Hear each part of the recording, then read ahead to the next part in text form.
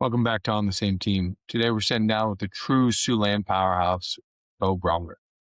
Beau is a highly successful commercial real estate broker who holds a prestigious CCIM designation, which, as you'll hear today, is basically the equivalent of a master's degree in commercial real estate. He started his career in the trenches of the 2007 and 2008 market crash, going 8 months before closing his first deal. That experience forced an incredible work ethic and taught him the value of patience, networking, and outworking the competition. But what makes Beau a perfect guest for this show is his massive heart for the community. He's been nationally recognized with an NAI Global Award for his philanthropic work, dedicating his time to organizations like the Boys and Girls Club of Siouxland and the legendary Little Dog Auction for Goodfellas charities.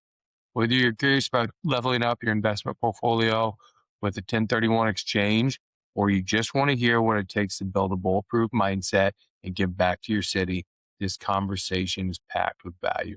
Let's get into it with Beau Bronger. All right. One thing that I'm always a little bit in the dark about is I know some realtors have the designation CCIM, and I know there's a few other ones, but can you maybe just explain a little bit what that designation means and why it's important and why people should pay attention to that when they're looking for somebody to work with? So the one that I started pursuing day one of getting a real estate license is my CCIM. That was comprised of 4 one-week courses. Each one was 8 hours a day, and then there's a 4-hour exam at the end of that week that you must pass in order to go to the next class. I actually took them with a colleague of mine, and we traveled all over the country over the course of a couple of years taking those courses. And it does a deep dive into commercial investment analysis, lease versus own analysis, differential cash flow models, how to properly read mortgage calculators and things like that. And at the end of those 4 sessions, you take a total cumulative test that takes about 6 hours. And once you have all of the schooling done, you pass all of your tests, they further require you to assemble a very large and detailed transaction packet, and you must have $2 million done within a certain period of time. You have to explain each individual transaction and what tools of the CCIM Institute you utilized. So they have a good feeling that you would make a good CCIM designee. And so I kind of attribute it to having a college degree in commercial real estate brokerage. So, I mean, like when you're thinking of people, like myself, I'm not involved in commercial real estate. Something that interests me, I've been involved in residential and single families, and my wife and I own a couple, small multifamilies. When I hear you say those things, like it makes sense to me that you would probably be somebody that could really educate me on like when a commercial property makes sense from cash flow and those things. And that's probably what's holding me back from getting involved too, is I just don't know that stuff. Some of the some of our bigger tools that we use are, I'll have a client come in, for example, and he'll say, "Hey, Bo, I've got my business," and I'll know him, and he'll say, "I'm thinking about buying a building and moving my business to a building that I own because I've been leasing from the same guy for 10, 15 years." And they sit there and somewhat beat themselves up by saying, "Gosh, I wish I would have bought it 10 years ago, and now I would own it by now." And so I'll dive into my tools and do a deep dive into that specific topic and say, are you better off leasing or are you better off owning? And we'll take all of the expenses that come with that. We'll utilize the time value of money. And also, and more importantly, we look at what their exit strategy is going to be like. What industry are they in? Is the next best user that wouldn't be a competitor for their business going to be able to utilize that building? In addition, and when we do our differential cash flow analysis, it doesn't just take a snapshot of today in today's dollars and today's performance. It takes into account a 10-year runway of activity where we make reasonable assumptions for inflation, CapEx expenses, and we also take into consideration the depreciation schedule of not only the real estate, the government recapture tax, the income tax bracket. So it shows you a much clearer and concise behavioral pattern of how your investment's going to look. Yes. So, I mean, when you're talking about the people that you work with and the deals that you do, like, are you mostly, and maybe that's just too broad of a term, like saying mostly, but you do a lot of, hey, this person owns a business and they're thinking about this, or, like investors that, are just trying to find a property that, they can put their money into and make some money on, or leasing. I'm just curious, like what kind of like your breakdown is of, the kind of work that you're doing as far as some of those different areas of commercial real estate. In a lot of the larger metros and some of the colleagues that I do transactions with and other cities, they're more specialized in their sector. Well, they will concentrate mostly on an industrial sector or a multifamily sector. Our MSA is small enough to where being in the commercial sector is one thing, but we have to kind of broaden our scope a little bit and try to learn about each individual retail and office and land transaction. And we also help people with 1031 transactions. That's a very powerful and useful tool where they're disposing of a real estate asset and they need to find another vehicle to place that cash in order to avoid paying capital gains. So we help coach them on where to place the cash. You can't touch those funds once you sell an asset, and they have to go to a third party intermediary. We help identify other buckets that they can place those dollars in and continue their investment and roll it over to see it grow on into the future. Okay, nice. So now again, you got me thinking about my own portfolio. Would that be something where I said, hey, I got, X amount of properties and, like what could I do to step up to a better property or a newer property or, commercial property where I'm in residential? Do people do that where, I would just send you my rent roll and my P&L or whatever from the investments I have, and you can look at those and say like, hey, I think we got an opportunity to do a 1031 here and find you something that can, make you some more money or be a little bit safer or a little, for me, like right now, like if you said, hey, this would be a lot more hands off, I'd be like, okay, now I'm real interested. The answer to that question is yes. And so residential management, multifamily management is an extremely lucrative and can be very successful, but it is a lot of hands-on. It is a lot of touches. One of the reasons I do enjoy commercial brokerage a little bit more is that people tend to take care of their places of business and where they practice differently than they take care of their homes and where they live, if that makes sense, because they always want to have their best foot forward for their customers when they come in. And so for a landlord that's looking to diversify their portfolio or get into something like you said that's a little bit more hands off, a great way to start in real estate investment is with the multifamily and single family sector. Now, if you were to come to me and say, hey, Beau, here's what I've got, what could we do with it? Well, I could take all of that and say, here's your approximate valuation of what you're holding in your portfolio. Here are some commercial investment options that will either have an STNL, which is a single tenant net lease, um, where they control the entire property. You're at 100% passive. You're literally acting as their bank and they're paying you every month.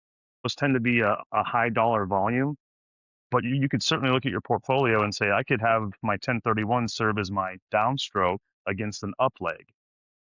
Well, what does that mean? That basically means that you would take your assets that could serve as your down payment to the bank, and you would upleg or go to a larger investment from there. Mm.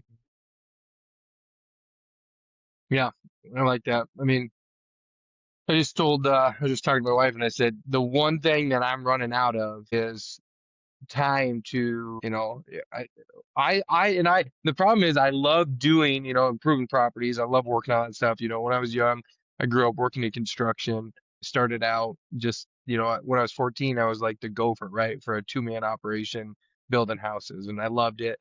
And then I got into concrete. They bought a concrete business and I started doing basements and pouring concrete and flat work. I did that in college too. I came here and I started working for Brown, North Sioux. That was my But yeah, first college job in Sioux City. And yeah, I think the first job I was ever on in Sioux City was like the men's warehouse. Like I was doing parking yeah. lot and stuff there. So, and then I went to L&L and worked on a couple schools, like, and I loved it, right? Like I love being outside. I love working hard. Like it just fulfills me and I feel good when I lay down at night. But I'm like running out of time to do that stuff. And so Yeah. the more I look at it, I'm like, man, I need to adjust some of that stuff because I just don't have the time, the capital in that world anymore. But it's been hard for me to let go because I do enjoy it. But that's just the reality of 40 and I have 4 kids and that's like my life now. So I need to adjust. Yeah, it is an extremely great sense of satisfaction when you can go home at the end of the day and say, "Man, I built that wall or I laid that concrete pad," and it's something you can see and feel and be proud of. And then we always forget about time never stops, and that we all have a shelf life, and we want to be able to look back in 20 years and say, "I'm glad I started making that snowball when I did because look at what I have now." Yeah, I think the shelf life is the thing that's getting me. It hurts a lot more too when I do that. Yeah, 8 hours of that used to not impact me much, but it's like I do that on Saturday and I'm like, man, I don't get much done until Monday because Sunday is shot. So I right. gotta remember that too. It hurts more every time. Well, I love that. And people don't want to listen to me talk about like my investments all the time. So just curious, how'd you get, how'd you get into commercial real estate? You're a Sioux City guy, right? Like you grew up in Sioux City, is that correct? Yeah, born and Yeah. raised How in did Sioux you City. decide like, hey, I want to get into this commercial real estate game? Who did you meet? Like what was the vision? When did you start thinking this is gonna be something I'm super passionate about and want to go after? I remember the day. I remember the lunch. I remember the restaurant. So I was back in Sioux City, visiting back from college. I came back from Colorado for Thanksgiving break or something. And my dad, I had aspirations all growing up that I wanted to take over Bronger's food service and run that. My dad really made that into a great company, built it from the ground up alongside his dad and grandpa, and sold that operation when I was 16. And I thought, man, Dad, if you could have given me just a couple, 3, 4 more years to get my schooling done, I would have done a good job for you. And he says, hey, man, I had to get out of that. It was making me an old man way too fast. And I wouldn't want you to be doing that. I thought, okay, well, he must know what he's talking about. And he says, why don't we go to lunch? I'm going to meet a guy named Dick Salem. And I says, okay, let's go meet Dick. And at this time, my dad had been talking to him already about developing a strip mall, and he was going to have Dick do the find the tenants form and so forth. And Dick had created this pro forma on how the investment should behave, and he had timelines on about how long it'll take to fill up these spaces, and he had the dollars out and the dollars in, and he says, Paul, the investment should behave like this. The whole lunch I just sat there and listened, and I thought, man, this is really kind of exciting stuff. And these are the people that are out there that are talking to these national retailers and these trucking companies, and they have these rapport with these quick service restaurants and these gas stations, and they're making these deals happen. And went back to school obviously that next week and just kind of watched one of these projects all kind of come together and the construction go up and the tenants start to go in. And then I started seeing all the rent coming in, and I thought, this is a phenomenal operation. And it was that next Mm. summer that I asked if United Commercial at the time would accept an intern. And I was going into my last year in school, so I thought I better, start getting a taste of the real world. So I interned with Chris Bogenreef in the summer of 2006. Loved every minute of it, and I'm one of those guys, I think, that's fortunate enough that I found something that I truly enjoy. Because one of the good things about the commercial side is we don't do much, if at all, on the weekends. Saturdays and Sundays, are family time and whatnot. But Sunday afternoons, I'm sitting there and I'm excited for Monday to come around because I've got this going and that going, and I can't wait to hit the phones. And this is my 18th year, and I still have that excitement to get back and get going. So what did your internship look like? Like what did what did they have an intern do in commercial real estate? Because I'm assuming you didn't have your commercial real estate license, or was that part of, oh, hey, if you want to intern here, you got to get that done? Nope. It's important to know too that a real estate license is a real estate license. There's no difference at that level. And it is, I think, important to specialize in either one or the other, because it's people generalize the term real estate and you can drill it down into a very simplistic definition, but it's a huge world. And I myself, I would never list my own home for sale. Would I be able to get through it and kind of learn a few things here and there? Yeah, sure. But guess what? I don't know the residential market. I don't know all that goes into it. And so I don't even try. Yeah. So when I was an intern, it was a lot of shadowing and just kind of going to the meetings and going to the sales meetings. And then I would be tasked with headhunting projects. Hey, Beau, we've got a 1,500 square foot retail suite coming up. I want you to, and this is back before the internet was as powerful as it is today, but there's this huge retail binder, probably the size of like 4 New York phone books. And one of the guys would say, hey, go find me 10 prospects that we don't have in the Siouxland area that would fit into a 1,500 square foot retail center with a traffic count of between 10,000 and 20,000 cars per day. Boom, I'd go start looking for stuff, and I'd come back to them with a list of research.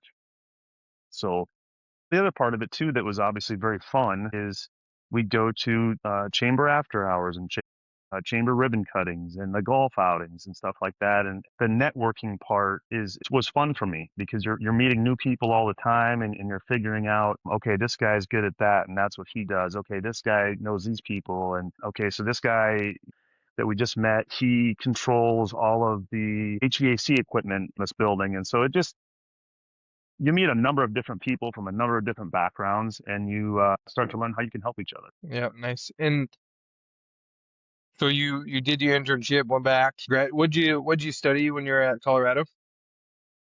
Economics. I mean, there's probably some parallels there, I assume.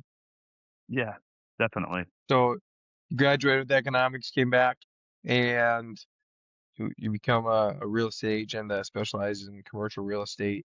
Like, what is the process for going from I'm brand new to all right, this is like this is a career and something that I can just yeah, I guess make money at the end of the day. That's a big part of it. Uh, I mean, you said networking, obviously, sounds like that's a big piece of it. Like how do you go from I've never done a deal to now I'm doing deals and I'm making some money actually? Lots of patience and lots of everybody has to start somewhere. So How long did it take you to first of make your all, first deal? I guess that should be the first. 8 months. 8 months of nada. Our company has a very supportive plan, them knowing you're a fresh-faced kid out of college that nobody's going to trust their nest egg with. Oh, and by the way, the market's crashing. It's the end of 2007, 2008, Oh, yeah. so nobody's doing anything.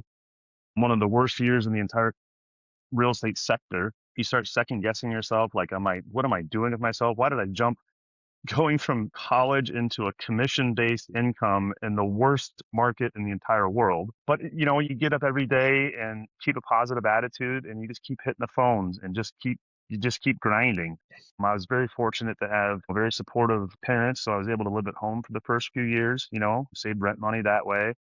And I still had fun doing it. And I thought, well, if I can get over this hump for the first couple, 2 or 3 years, which is usually about what it takes to establish yourself in this industry, to really kind of start gaining some momentum, the rest should come along with it. And like I said, when you're second guessing yourself, you're thinking, oh man, my friends, they got into banking or they got into something along those lines, and you're like, oh, they're getting a weekly paycheck. Why didn't I do that? That would be a lot better for me right now. But looking back and just kind of sticking to your guns and trusting what your senior leadership has been doing for 20, 30, and 40 years, and going to these conferences and going to these events and taking time to study the market and utilizing new tools that are released. You're not making dollars every day when you're doing that, but you're learning, and it's going to pay dividends in the end. And I was glad I stuck with it. Yeah. I think one of the things that I just really, for me, it's kind of been true in anything I've ever done. Like the more I can invest, typically the more I get out of it in the end. Like the longer you can delay that gratification, typically the greater the gratification is, right? I'm sure it probably wasn't great getting into real estate during the 2007 crash. I just had a guest on that started investing in '99, and he's like, in 2007 we literally lost everything. And he was in Atlanta. Yeah, I've talked about that a little bit for the last week, but I also think when it's that hard and you stay invested, like you probably learn a lot more and you probably refine your process and your network way more than somebody that got in. I don't even know when the best market has ever been, but like those are two completely different experiences. And one, you probably get to the point where you're like, oh, this is easy, right? You can sell just about anything that comes on the market because it's hot. And well, then you experience the other side of it because every market's up and down. It's never going to stay at the peak forever and it's never going to stay at the bottom forever. And yeah, we think about that when we're training our people, to do what we do is like, let's make it really hard on the front end. So like their tolerance and their investment, they they don't get to the point where they're like, oh, it's getting harder. Hopefully you get them to the point where they're like, okay, this is getting easier, right? So I'm sure that was brutal, but yeah, I mean, I can just imagine how much sharper you had to be, how much better you had to get at things to survive in a really hard market versus a pretty easy one. What it also taught me too, I mean, you can hear it till, you're deaf, but there's no matter where you're at in your career, there's always room for improvement. And that's something I've always tried to kind of live by. There's always somebody out there waiting to eat your lunch. And so if you're not operating with an open mind and looking for the next best opportunity, or if you're not going to take that, random cold call from some young guy that just started an AI company and he's got the newest and hottest product. I always think, what he's trying to start somewhere, but he might have a product that could really help you out and accelerate you to a different level. And I guess what I'm getting at is even when the market seems slow or you're not making deals hand over fist, you need to be working on your networking. You need to be working on your marketing. You need to look at your other aspects, other parts of the engine in your vehicle and how to improve those so that when things are coming along, you're that much more efficient and you're that much more better at it. So it took 8 months to get your first deal. When did you feel like, okay, I can continue to, snowball this and grow my network and just the deals that I'm doing? Well, we started down when I was starting with United Commercial. We were down on Gordon Drive, and we were there for about 3 or 4 years. And frankly, I wasn't doing a heck of a lot of deals back then. I was doing good, and I was starting to hold my own. I was starting to look for my first house to buy. And then, when I first moved back to town from school, and I got into the workforce, I always had this mindset that okay, I'm gonna kind of figure out how the world works a little bit for 2, 3 years max, and then I'm going to move to a bigger city. That was always the plan. That was always the dream. But while I was here, I thought, well, I'm going to try to do as good as I can in business. I started joining some nonprofits. I joined a country club, and I thought I'll go golfing up there. Organically, my network and my friends and my colleagues all started to blossom and grow, and pretty soon it just kind of came naturally because I was trusting the process. And more importantly than anything, I was having fun doing it. I wasn't so bogged down on, oh, man, if I got to make this deal happen, I got to make this deal happen. It was like, it'll come in due time, just trust the process. And so it's probably about my fourth year that I started to have a little book of business. I started to have some repeat clients that were trusting me and they got to know me. And so then organically, my name was starting to get shared with friends of theirs and so forth. So it's probably about 4 months into the whole thing, or 4 years, excuse me. That's one thing. I've started a couple businesses and it does take a while, right? Like, and I'm sure there's some people that would be like, oh, we're an instant success, but that's never been my experience, right? Like, got to build some trust, and like you said, like it's hard for people to get behind somebody that's like, hey, I've never done this before, but trust me, I think I'm going to be good at it. And like I've come to realize like I should expect that, right? I shouldn't expect them to just blindly trust me because I think it's a good idea. So I'm always like, typically for me now, it's like I'm gonna go out and I'm gonna find customers that I don't know, build that relationship, and let people that I do know like grow that trust, right? And see like, okay, now I think he does know what he's doing. And people have always like I think there's a saying of like your customers will become friends before your friends will become customers. And I don't think that's like a slight on your friends. It's just, they know you and they're like they know you don't know what you're doing yet. So it Right. takes them a little bit Exactly. longer to trust you. You don't want to let anybody down in your life, but you sure as hell would never want to let down one of your friends. And it's kind of the longer you do it and the more touches you make on the deal, like I said, it's not going to pay immediate and direct dividends. You're in the wrong business if you're looking to do that. But quite frankly, in the sales business too, you're to be decent at what you're doing, you're going to have to get hit in the mouth once in a while. And you're going to have to crumble during a presentation and fall to your knees and be like, God, I really screwed that thing up. What the hell was I thinking? Or I thought I was prepared, and these guys asked me questions that I realized that they realized that I had no damn clue what I was presenting. And so you're constantly learning and kind of honing your craft. And that does help you in the future. If you just keep grinding and keep going, you'll learn that, okay, hey, I've seen this movie. I know where it's going to go next. And you're always preparing for yourself in the background. Okay, I know he's going to ask this question. I'm going to get ahead of the curve. And so you're prepared better the longer you do it. Yeah, I was had a conversation with somebody. He was Dustin Cooper, and he said like he was so naive that it was good because it just kept him confident. Where if he was like, if I'd have known how much I was going to screw up, I probably would have never done it. I think that's the truth. Like you have to go in like with a just ridiculous belief in yourself because you're going to screw up a lot. But again, like you said, I mean, those screw ups are huge for your development and your growth. And every time I screw up, that's the lesson that really drives me, right? Like those are the ones where constantly reminds me to get my butt up and learn a little bit more because I don't want to be put in that situation again. So I think there's a lot of value in putting yourself out there and making yourself learn those tough lessons every once in a while, even though they can be pretty brutal. But yeah, those are the ones you don't forget. Definitely agree with that. You talked a little bit about, getting on some boards and stuff, and I know you're deeply involved in the community. Can you just share some of the nonprofits that you're on? One that I didn't know you're a part of, but I've been thinking about being a part of for a long time is the 100 Men That Care. I think that's a pretty cool organization. And what else are you involved in within the Siouxland community? My activity within the 100 plus men and women that care has not been the best. I do love tracking their activity and contributing to that on a quarterly basis. They have great social hours where they'll explain we're going to help out this nonprofit, and everybody gets behind them and supports it. It's a phenomenal group. Dave Madsen does a very, very good job of running that.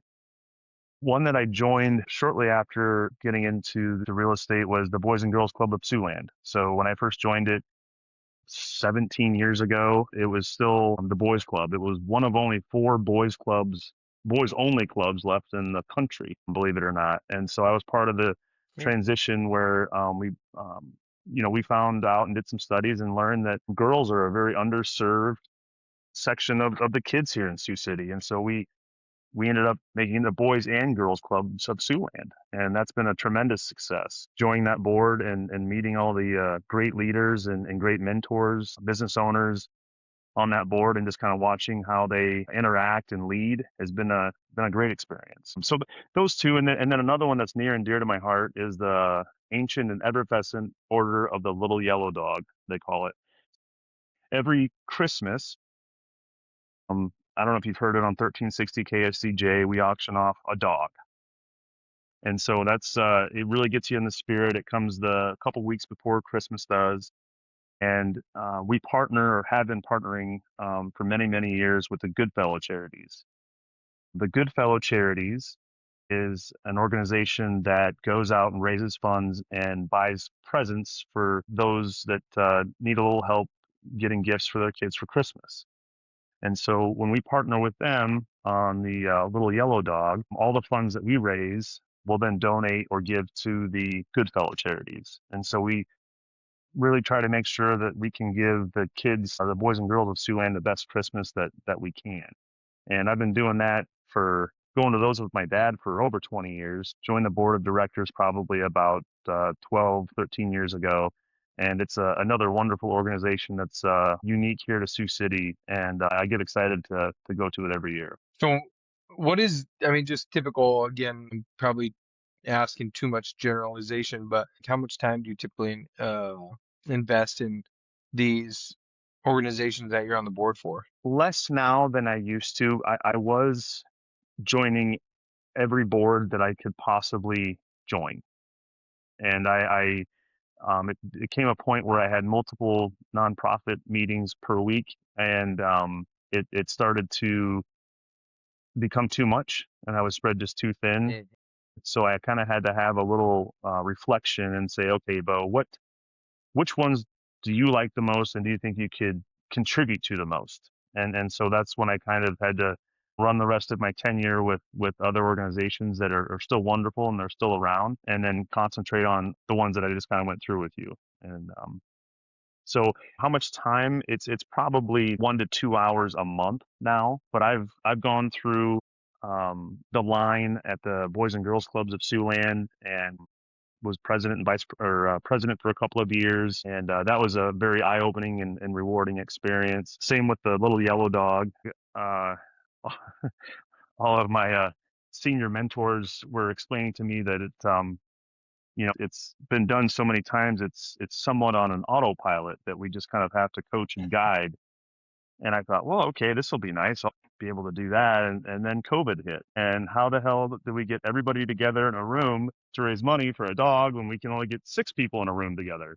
So I had to figure out how to have a telethon and get it live on Facebook. And it was a challenge, but we did a great job. We had a great support system. We had a great venue. And so anymore these days, it's probably just a few hours a month, but I still love it. That's awesome. I mean, one of my things with I was at Morningside with Dave. I was coaching when he was on faculty, and I emailed him like, Dave, I want to join this 100-man, and he's like, okay, this is when we have our meetings.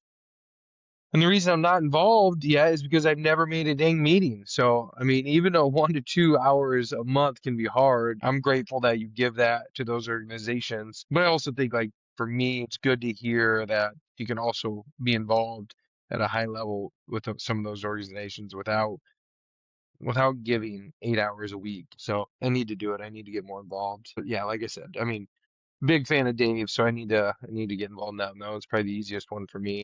I need to shoot him an email, but I've never been to the Yellow Dog deal. That's something that like around here, that's a big deal. We see it on TV every year, and I mean, I don't know if anybody in Siouxland probably has not heard of that and seen the dog every year. So that's pretty awesome.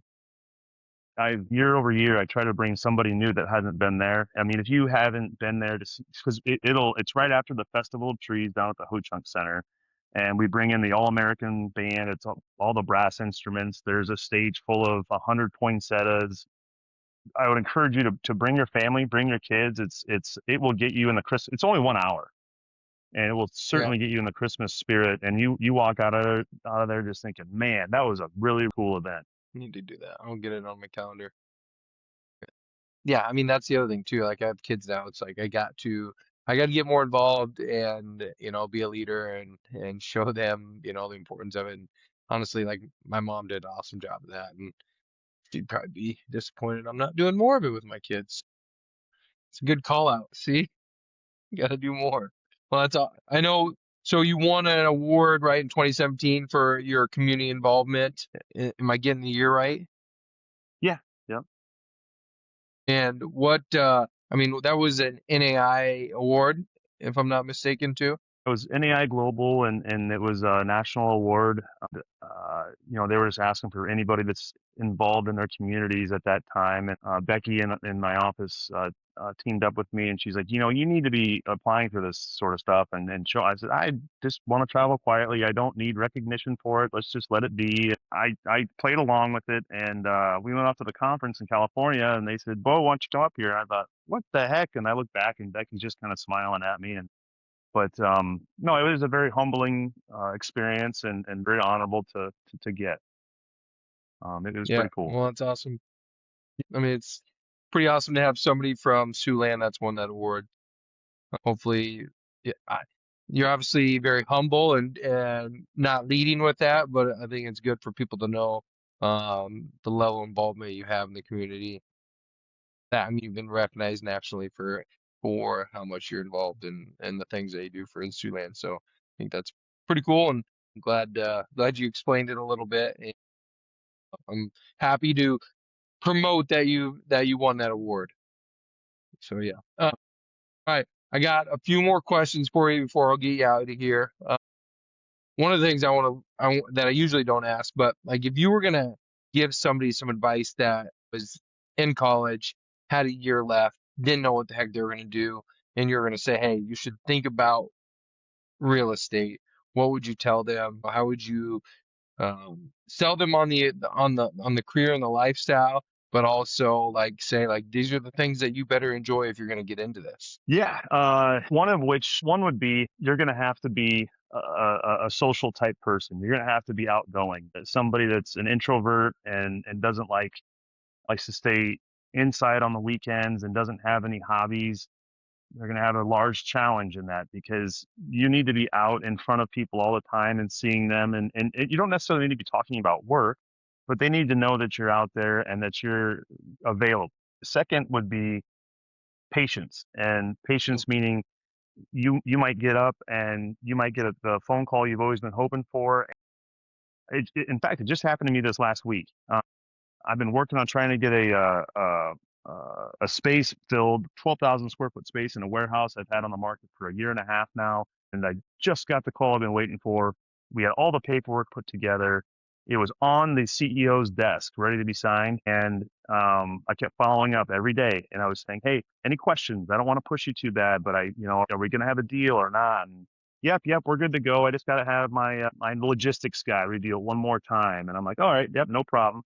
Call him up and, oh yeah, we got a little fly in the ointment.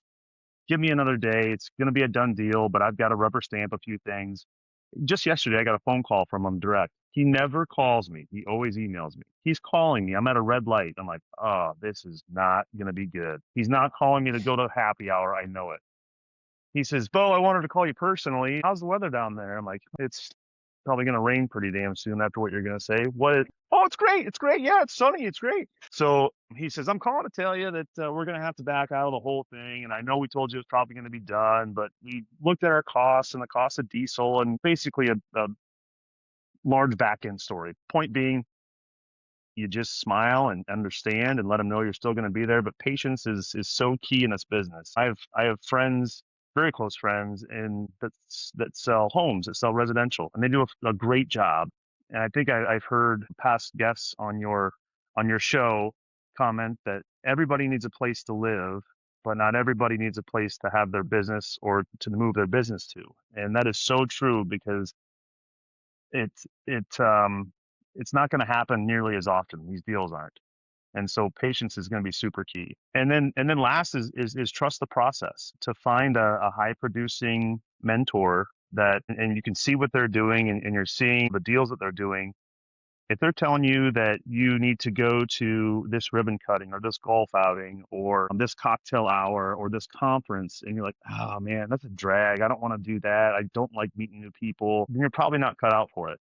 Plain and simple. You've got to take it all in and just trust what they're doing.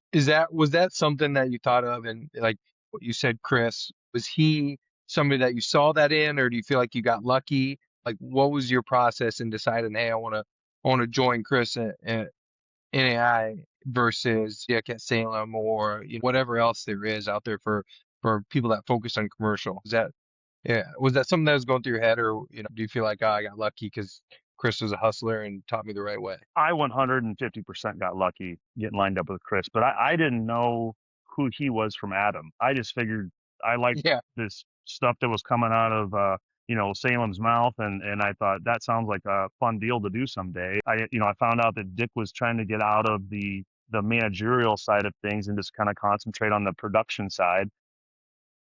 My first meeting with Chris Bogenreed was a Monday morning at IHOP on Gordon Drive at 9 a.m. And that was when I learned who he was and learned about where he's from, and quite frankly, never looked back.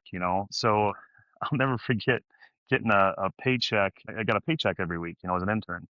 And I'd say, well, Chris, I shouldn't get paid for Tuesday. I said, there's payment on here for Tuesday. I said, you and I were golfing all day. I said, he said, nope, that's all part of the gig. That's all part of the business. You just trust the process and you're up.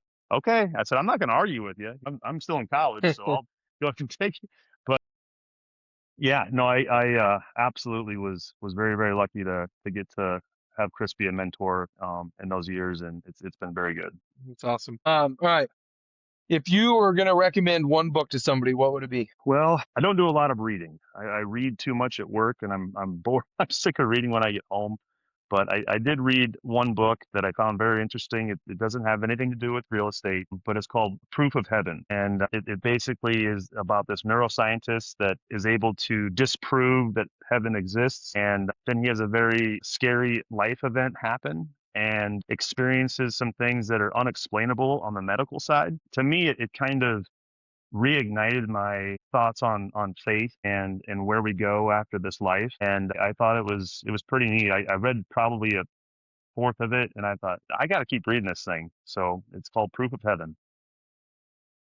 Okay, awesome. I love that. We'll link that. If you were gonna spend a day with no responsibility, what would you spend that day doing? Well, I'd probably sleep in, first of all, which probably wouldn't happen because I'd try to. And then I'd probably go play a round of golf, go have a big lunch, and then I think I would go up to Okoboji and go for a boat ride and Nice. watch the sunset. That'd be about it. That would be Love that. my absolute peace. All right, last question. What's one habit that you have daily that you feel like fuels your success? Keeping the mentality that there's always somebody that's nipping at your coattails that could take your place tomorrow. They think that they could better serve your client, that they're going to have a better deal to present to your client, that they were up later last night working on cold calls or prospecting. So honestly, when my alarm goes off and my feet hit the floor, I'm going as fast as I can. And I'm already thinking about the third and fourth and fifth phone call I'm going to make that morning. And my mind's going way faster than my feet. But it's basically just keeping that mentality that you got to keep going. You got to go as fast as you can. I love that. Yep. There is usually no better way to get through a problem than to outwork it. That's worked for me. So Yeah, definitely love that mentality. Well, absolutely. Beau, I appreciate the time. Thank you for jumping on with me. Don't be surprised if you get my portfolio in your inbox and you can tell me where I can better invest. So appreciate it. I'm excited for some people to hear this and learn a little bit more about commercial real estate, what you do, and the opportunities there. Thank you, Jacob. Appreciate it. Hopefully I'll be at the Yellow Dog too. We'll see you there. Thanks, Beau. See ya.